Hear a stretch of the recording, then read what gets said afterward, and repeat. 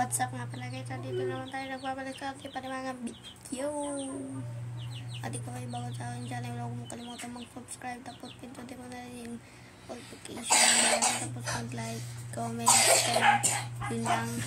And gusto lang akong gumawa ng balloon gamit tingting. Huy, huwag mo dyan pasok yan.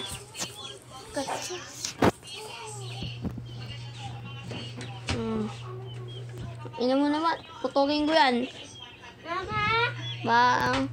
Subscribe kayo, putukin ko yan.